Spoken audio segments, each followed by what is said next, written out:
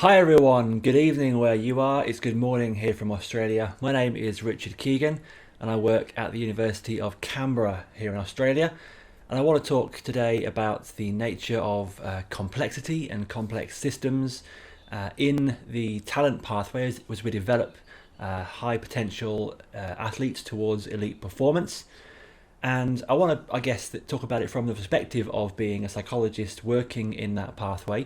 But of course, the complexity characterizes the talent pathway itself and the nature of talent development. And so I'm hoping to make that case and then demonstrate to you how it might be possible to actually navigate through that complexity rather than feeling overwhelmed by it. So that's the sort of broad direction of today's talk, and I'm hoping it should generate some good discussion as well. So my background in talent development is a career where I haven't ever called myself a talent development practitioner or a coach.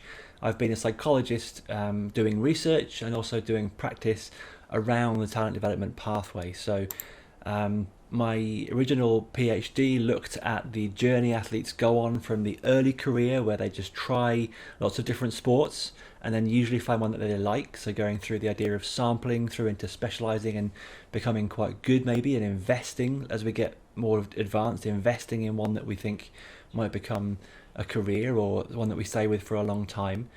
And so I tracked, over the course of 3 studies, I tracked the motivational climate across those different career stages, sporting career stages. And then I tried to analyze at the end how the motivational climate around the athlete evolves. But it was all done through interviews and focus groups. So it was already starting to recognize that there is some complexity here. And that's one of the first times that I learned that it's much more than just if you do this, you will get that.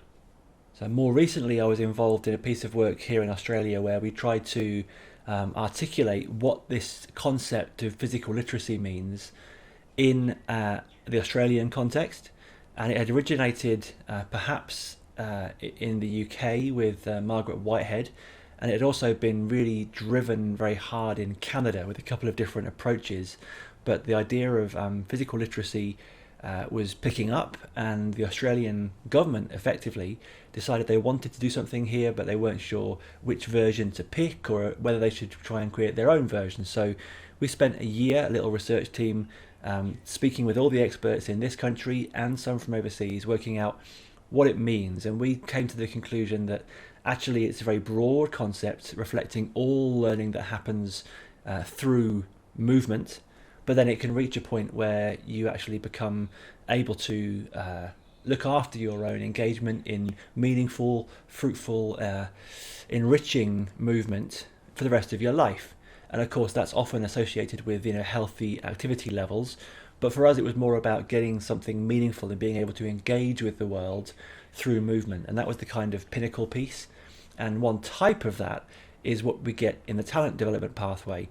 And so there was some really interesting parallels whereby we could see talent development models talking about developing elite athletes, but we didn't see the same for the kind of more recreational or lifetime of movement. And so our work in physical literacy, which is still available on the internet and has been picked up reasonably well around the world, is just trying to articulate how it applies to everybody, of which one type is the elite talent pathway, but actually everyone is always learning and engaging with the world because we have a physical embodiment and we move. Even if we're stationary as a person, the insides are moving. So movement is crucial to being human, and that kind of helped us to understand a lot more about what's happening here and gave some more of the ideas that I'll show you in today's talk. So I also research talent development pathways as a psychologist, and I've got a paper which I'm really hoping will be accepted soon, looking at how a psychologist in a large academy worked with all the different types of sport and levels of athlete from elite through to talented, not of course at the earlier stages. I supervise PhDs on this, and there's Sarah Guevara at ENYSSP, which is the New South Wales Institute of Sport. She's currently doing a PhD on this topic. And as a practitioner, I worked originally as a trainee psychologist in England with an elite women's football academy. and I was being supervised during that time, but it was very educational for me. And almost immediately I moved into working in rugby union, where we had a setup of players who were very talented in their early 20s, and we were trying to develop players to go off and play national and international level rugby. And so it was almost like an academy, but it was embedded into a university.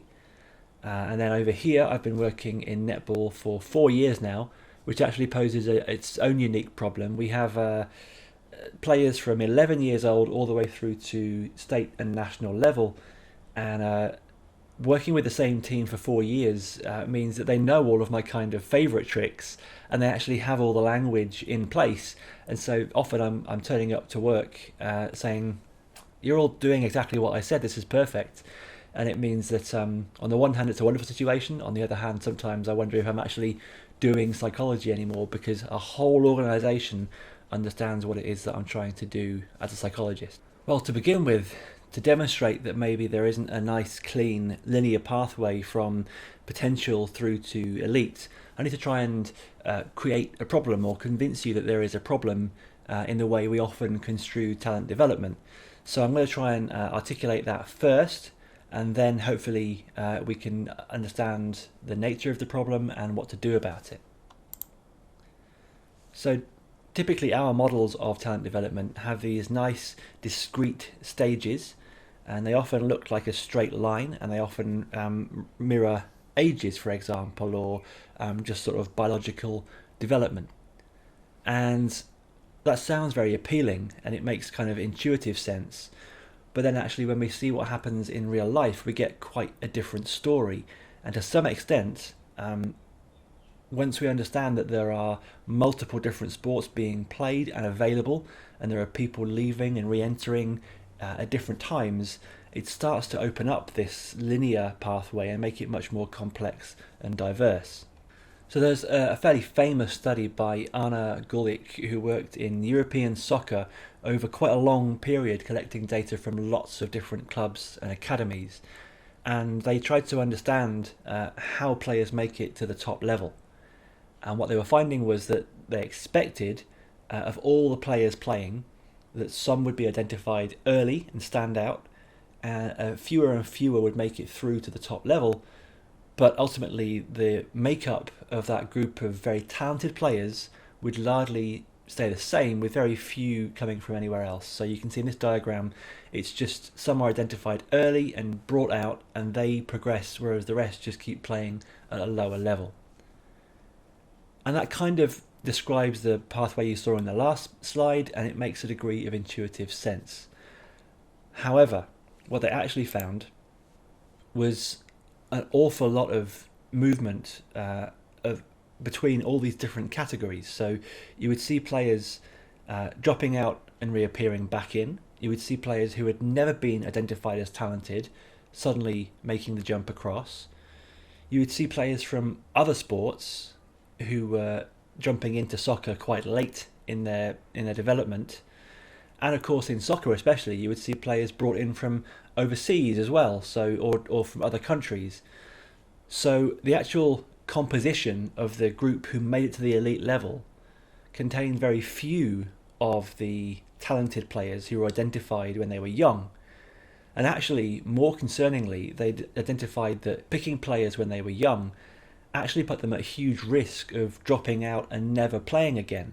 So on average, you could start a stopwatch when they were picked to be talent in the talent pathway, if it happened before they were 15 years of age. And if that selection happened and they skipped across and started working really hard in the talent pathway before 15, you would have 2 years before most players were burned out and left and never played again, which is a very costly loss to the player themselves in terms of their health, to the pathway, and to all of sport in that country, because they might have been able to play other sports, for example. Even the health system itself might suffer if we're losing players who were originally very fit and suddenly vanish and stop playing completely. So a colleague of mine in Germany has recently been doing similar work, and she said one of the clubs where she was involved managed to force things to work in the expected format, but it came at quite a cost. And of course, so you can really invest money, you can really invest emotionally, and you can force the system to develop as much as possible the players who get picked early and developed early, but it can cost their mental health, it can lead to greater dropouts, and financially it costs an enormous amount. So perhaps a better pathway here would be to basically keep lots and lots of players playing, actually in lots of different sports, so there's big clusters of people who are fit and skillful and able to move between sports. And what you really want is an enormous group of people to be available for selection and for transition into the elite pathway between about 16 and 18. And that seems to be a more productive, sustainable model. It costs less. It means you've got far more choices. It's better for many sports, not just your sport. And it keeps everybody playing. So even if they don't make that transition across, they're still playing and they're still available for quite a long selection window, as opposed to only being cherry picked and screened every year and then potentially dropped and never seen again. So that if you get everybody playing and staying at that very good level but not elite, they stay there for much longer.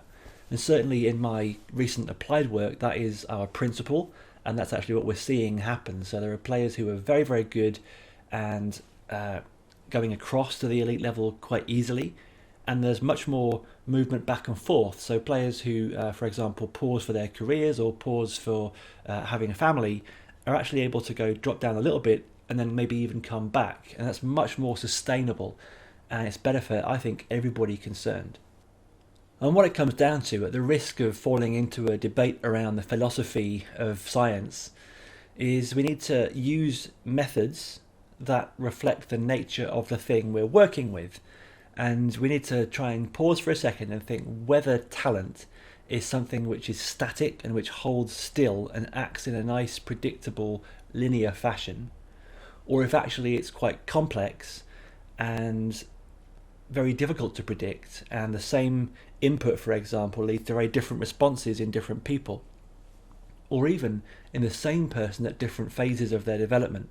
So it might be the same amount of training with the same person on one day might not get much difference, on another day might get a huge difference. So we need to pause and think, are we dealing with something which actually is very easy to predict and holds still for us to measure and is the same for everybody, or is it actually a much more complicated, perhaps even complex system where things are constantly moving and adapting and adjusting?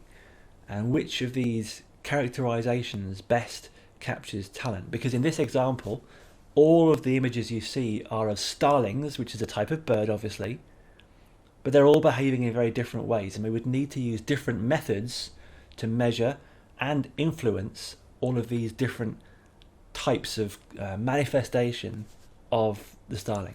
So it might be helpful to pause and think, well, what is the definition of complexity? And then we can try and fit talent development with that and see if our observations about talent development match our definitions of complexity. And we're helped here by a special issue of the journal Nature, where they wrote to various different researchers around the world and tried to articulate what complexity means.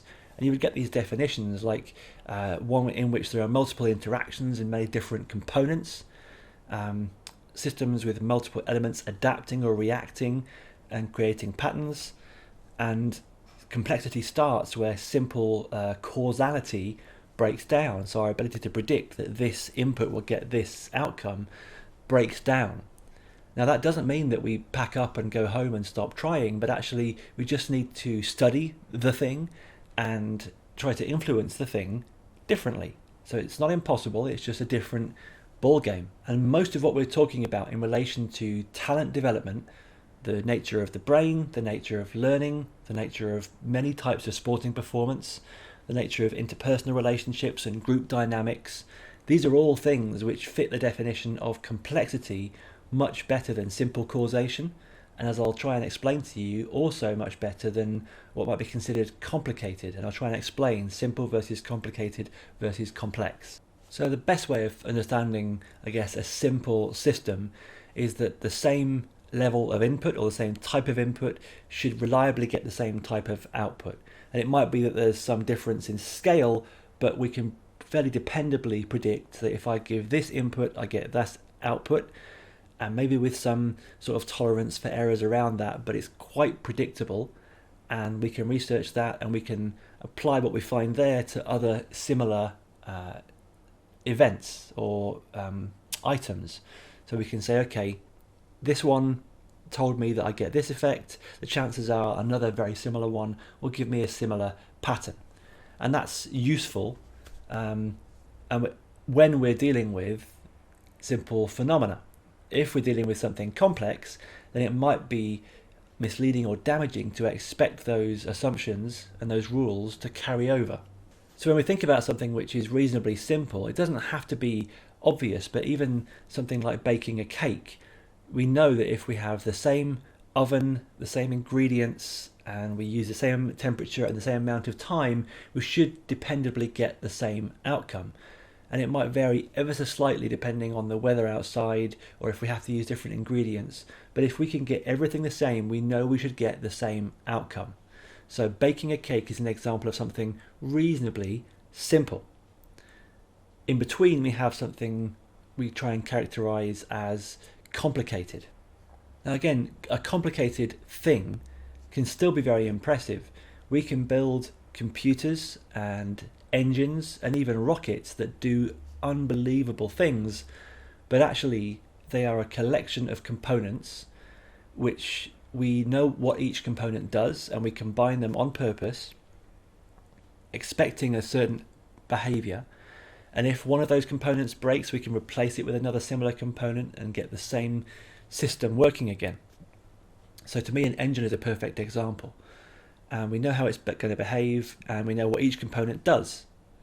So you can accomplish amazing things with a complicated system. It's more complicated than simple systems because there are multiple parts which are connected, but it's still reasonably predictable, and we can do a diagnosis and quickly work out that if we see a particular problem, we know where to look and what to fix. So that direct fault finding is easy, relatively easy, in both simple and complicated things. When we talk about complex systems, suddenly we have many interacting parts, and they're all interacting and reacting and adapting to each other, and suddenly any ability to know what an individual part does or the effect of removing one part or changing one part becomes incredibly difficult to predict. So we can't easily sit here and say, if I make this change, I will always get this outcome. Or if I see a problem or something breaks, I know what to go back to change that. So they're complex, there's multiple interacting parts, and they're adaptive because they're reacting. So even though I might start something over here, the other side of the system might react, and that might even feed back through the system, and I didn't do anything else in between times. So one small action can lead to a whole bunch of other actions. And so we see that in brains, in the way learning happens, in groups of people, and even in simple relationships. The ability to predict a known input and the effects of that are taken away to a large extent. For many of us, that becomes uncomfortable because we like to know that a simple, consistent input leads to a predictable outcome, or at least similar outcomes most of the time. But if we're dealing with complexity, there are actually different rules of thumb and different sets of assumptions that we can use. So for example, we tend to see this list of patterns or indicators. So we might see what they call emergence, whereby patterns seem to play out quite unexpectedly. Often it's quite pleasing the way these different patterns emerge, like snowflakes. It's the same stuff that makes up that system, but you see different configurations of that same stuff. And sometimes you see quite predictable configurations. So we can see these wonderful, at the microscopic level, different manifestations of snowflakes, which are just water.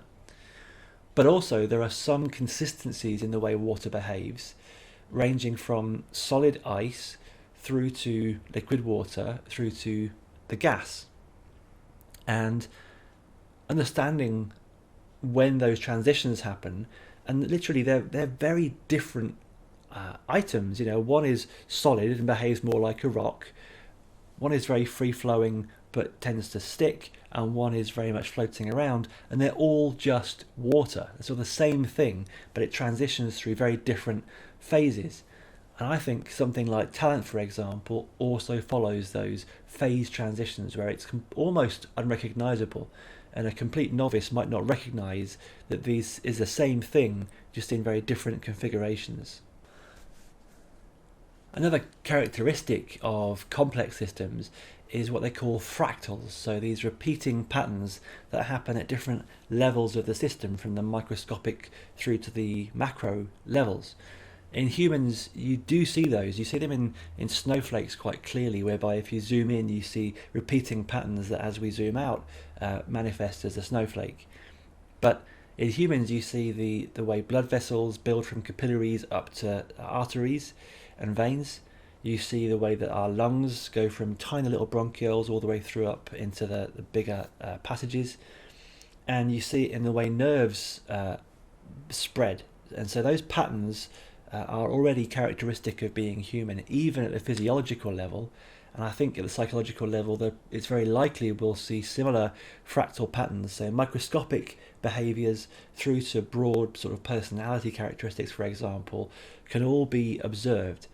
And that's a good way of diagnosing that we have a complex system, and understanding what those fractals are can help us understand what we need to influence and how we build towards an overall change by changing lots of small things. So it can be quite a useful diagnostic.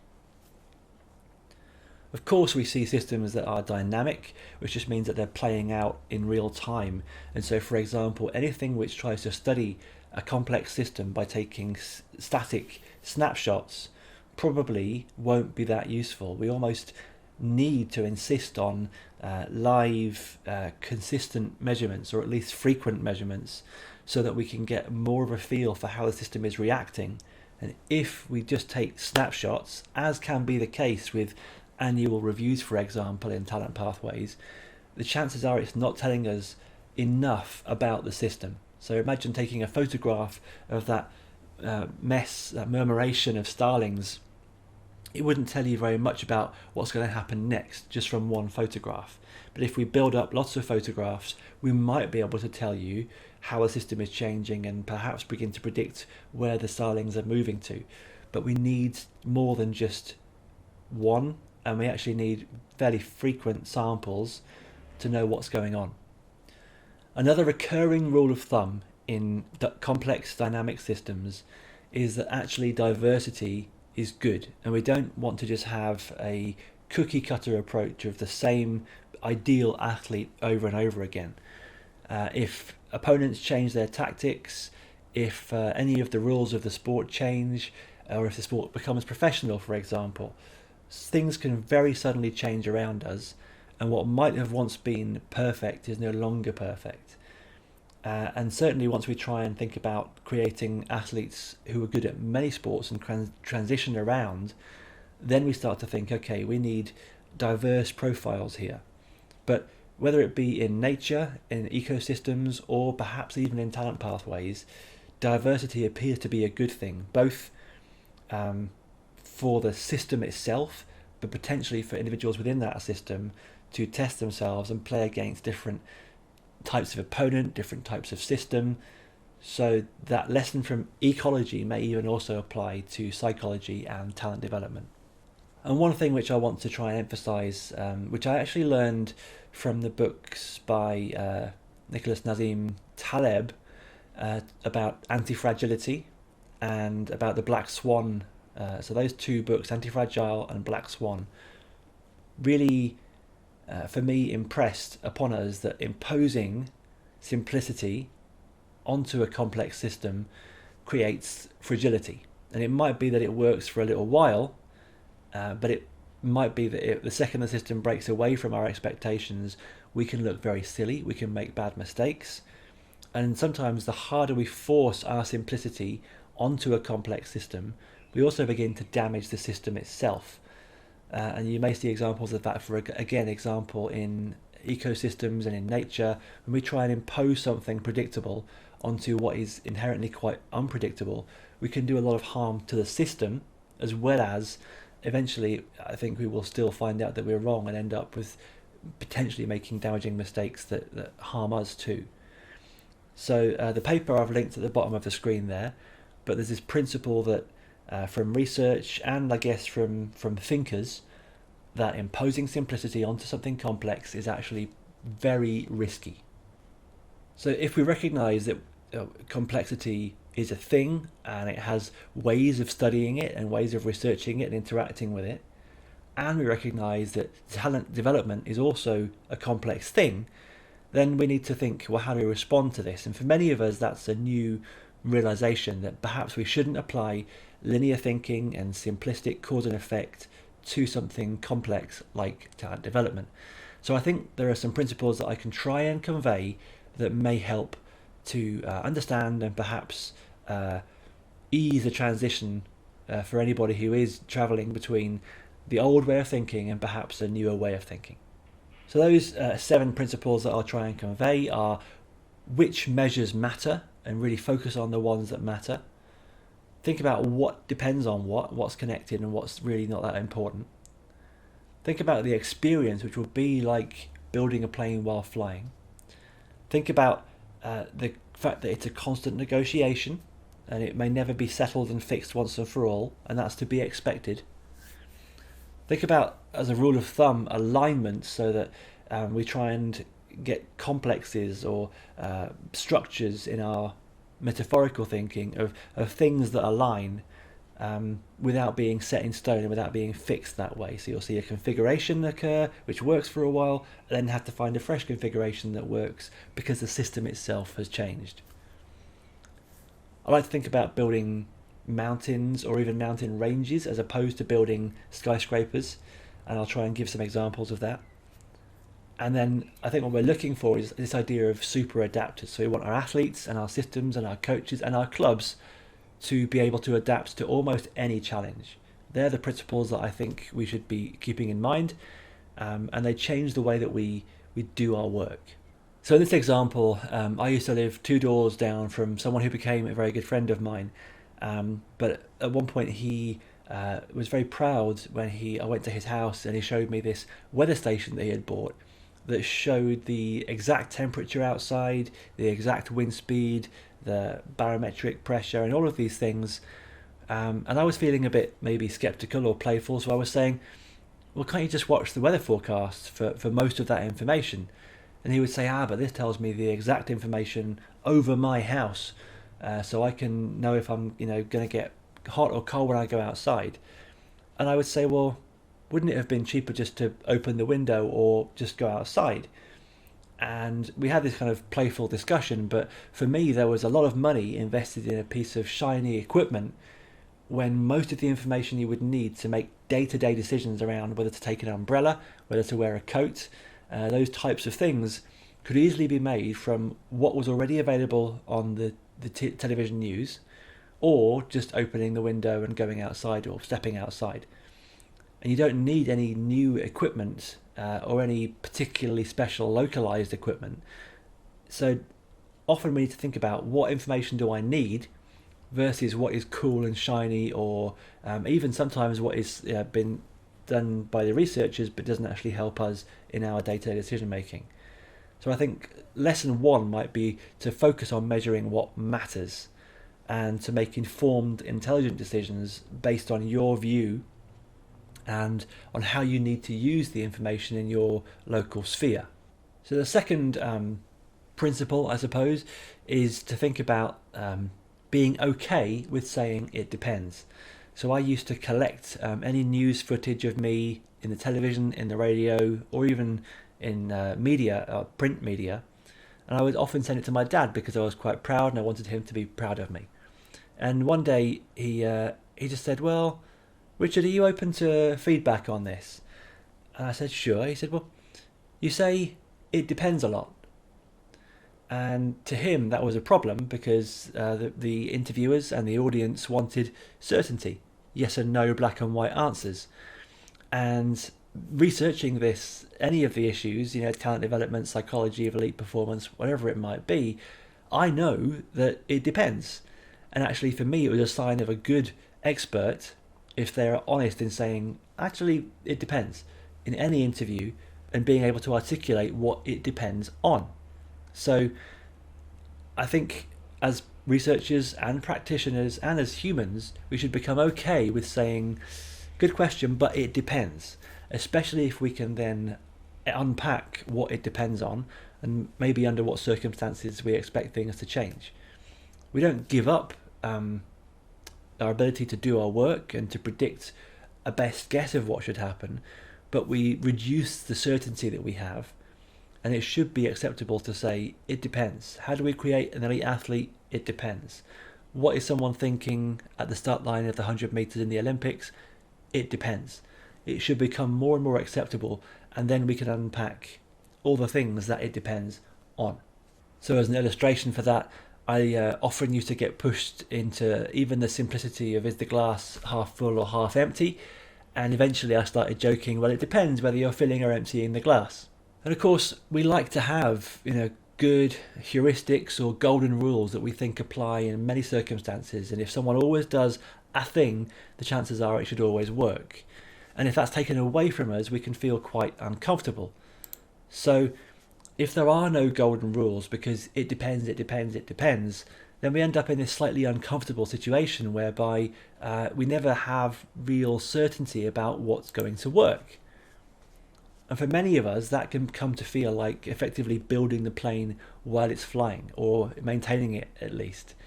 And so it feels like a stressful thing because we never quite know what's happening. We're always being buffeted by metaphorical winds, and things can change very quickly.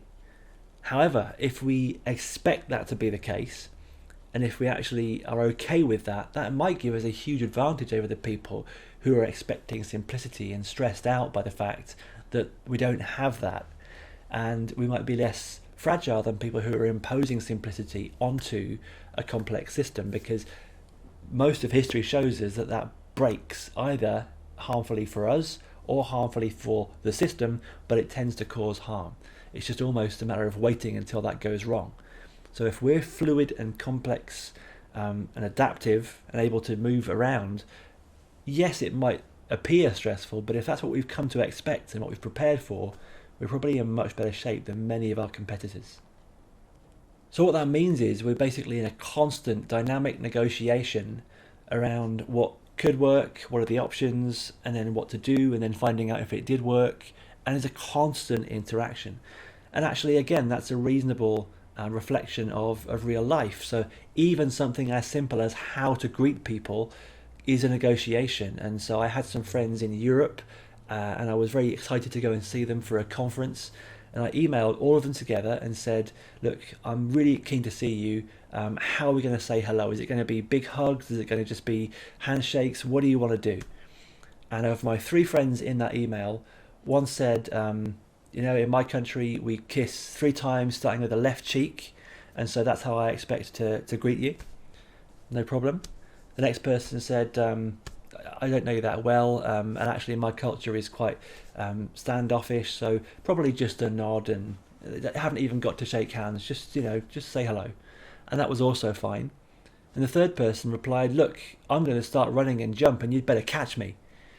And if I hadn't had that negotiation, and if I'd been leaning in for a handshake with any of those 3 people, I'd have been getting it wrong. So even though I'm very English and I want to shake hands, that wouldn't have been the right thing to do.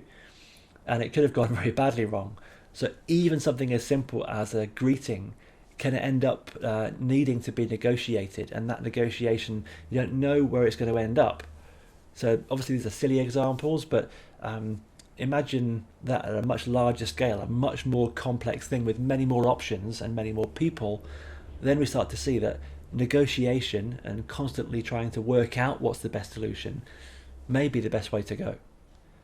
So the next point is to think about what I call alignment, and it happens for me very clearly. It happens in research whereby time after time I see papers where the findings and the discussion forget what the original research question was. And so what I really want to see as a reviewer and editor is that there was a clear research question, and that the method of the paper is appropriate to that question, and the results answer that question. And yet often we see that there's many tests done and there wasn't really a clear question, and some stuff just happened. So in science, there's almost a need to have that kind of clarity, and especially to give it a nice clear story. And I think the same thing can happen in practice, whereby there could be some cool new technique or diet or gadget that sounds super cool, and it appears to get all these outcomes, and we can forget that I was looking for this outcome actually. So all these other shiny things that you can tell me that this product gives aren't actually what I was here for. So actually maintaining focus on what it is we're trying to do here. And yes, that's up for negotiation and it can change, but we have to only change it on purpose for very good reasons. And perhaps we work backwards from what it is we think we're currently trying to do, back to the actions that we're taking, back to our philosophy and our principles and what we believe we're doing.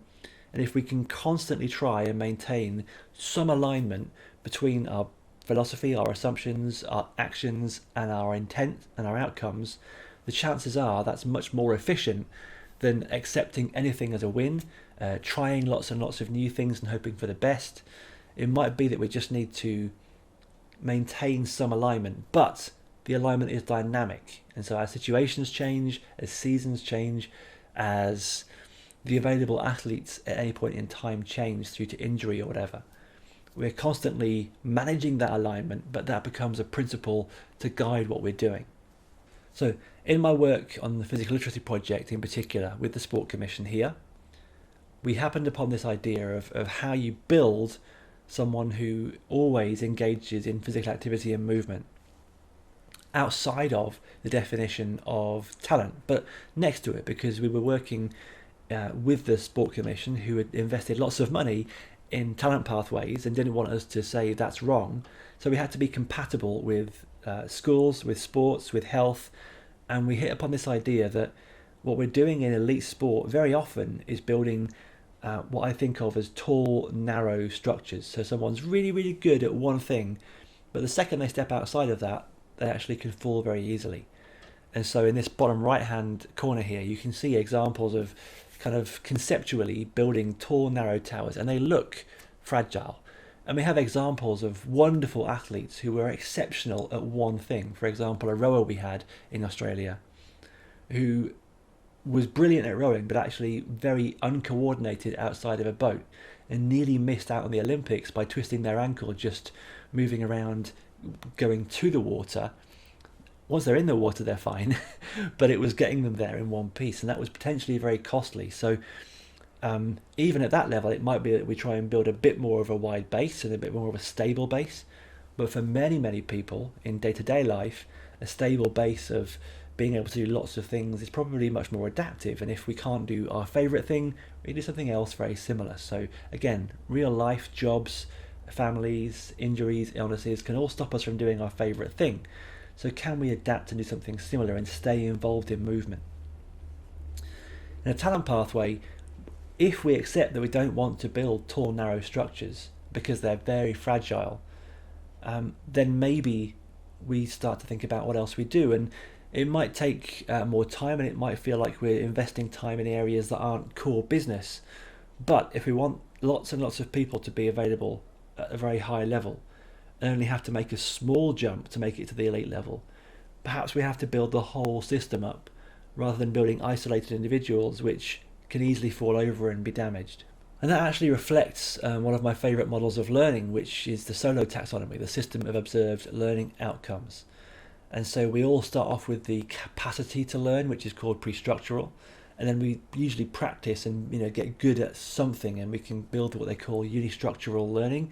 So it might be that we vary the parameters of a throw or a kick, and we learn that we can change that particular skill by changing some of the parameters. But then what we need to do usually is try and diversify and build up lots of things that we're quite good at. And that's all just ordinary sort of basic learning. But then as we become able to compare and contrast across different learning structures and extrapolate lessons from one to another, and perhaps understand how something we learned over here could apply over here, then we become much more adaptive and robust, and we haven't got to go through laboriously practicing everything, sometimes we can short circuit, or sometimes we can be creative because we actually have insights from all the other structures and the ability to compare across. So in this manifestation, if this is a reflection of how learning happens, we would need quite a broad base to begin with from which to build the higher and higher structures. So for me, this fits quite nicely with the idea of talent development and the sort of research experiences that I've had. I also use it in the way I teach my own classes as well, to try and characterize what I think of as being high-level learning versus just memorizing stuff, for example. So then maybe there's one last thought around just what is it we're actually trying to build here. So are we looking to build things which are beautifully refined? That's often our idea of an elite athlete, it's just really, really beautifully refined, but perhaps quite fragile. We're looking to build things that are incredibly strong, but only really good at one thing. Or we're looking to build things that are actually very flexible and adaptive, even in the elite sports setting, where it seems like surely just the pinnacle of that one thing is enough. So if we're acknowledging that we're dealing with complexity, and talent development is complex, and humans and organizations are complex, many of the things in that system would need to be anti-fragile, which is they adapt, they benefit from being challenged. So a fragile object, if it's challenged, breaks. A robust object tends to stay exactly the same and never change. And again, that doesn't sound like talent development, doesn't sound like learning, but something robust would just stay the same. And if and when it breaks very badly, catastrophically. So you've got things that break easily, things that stay the same, don't change, but break very badly if they do break. And then we have this third category, anti-fragile things that when challenged tend to benefit and learn. And actually many aspects of humans, of systems, and of athletes may be better reflected and be more adaptive, more future-proof if we think about anti-fragile things. And actually we have good examples of this in comic books. There's some of the most successful baddies were super adapters. So this is a baddie in the Superman universe called Doomsday, who is the only baddie so far to have actually killed Superman, because whatever he was faced with, Doomsday would soak it up and adapt to it. So it might have been knocked back slightly, but then would learn whatever had just happened and be able to defend against it. And so that was basically the unkillable baddie, and they had to zap him into a different universe to get rid of him. And what we really need, perhaps, is for our organisations, many of our people, and to some extent our elite athletes, to be able to adapt to whatever is thrown at them. And so we probably want to create super adapters, or people that are anti-fragile and benefit and thrive on stress and challenges and actively seek it out and think it's a good thing to challenge themselves, as opposed to creating some template, some cookie cutter of what is our current best guess of what should be elite, because that can be proved wrong very easily.